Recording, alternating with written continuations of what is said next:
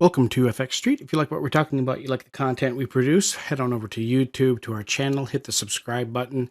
If you like what I'm talking about, you can follow me individually on Twitter at JustAnalysis1.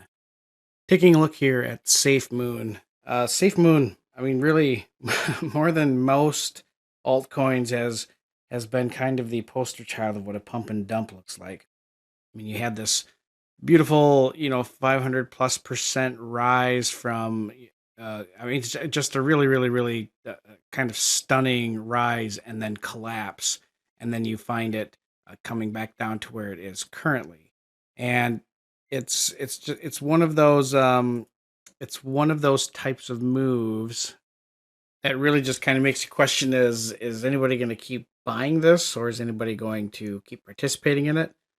I mean, on the flash crash on a Saturday, there was a massive, massive collapse, and we went from just a percentage move. It was pretty drastic.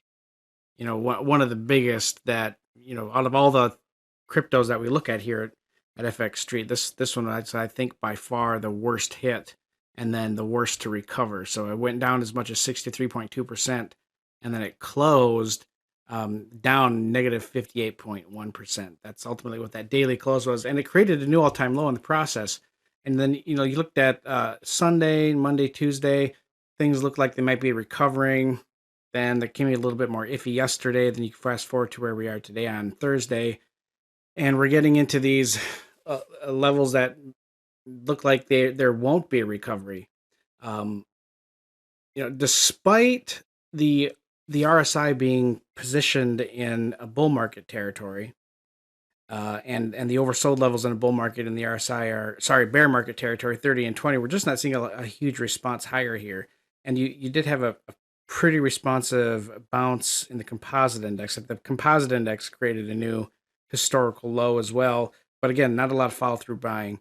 And there's also a good amount of gaps between the daily candlesticks and the Tenkan-sen, which means there's usually, a pretty strong mean reversion back to the Tenkan-sen, which we have not seen. So it's very likely that people on both sides of the market have abandoned SafeMoon. I mean, that could change here very soon, but you're just not seeing really any participation in it right now, especially over the last 3 days. Not a lot of people participating in it. The only trade that I'm really looking at is a buy limit order near the 0.000, we'll just say the 100 level. At the 100 level, if it comes back down to there, then I want to enter long. The stop loss is below the all-time low, and my target is up at 241.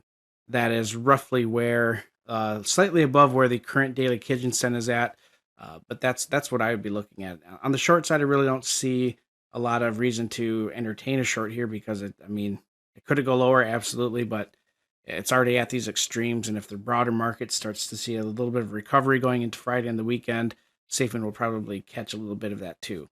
So that's what I see on SafeMoon. Thank you for watching. Please don't forget to like, comment, and subscribe.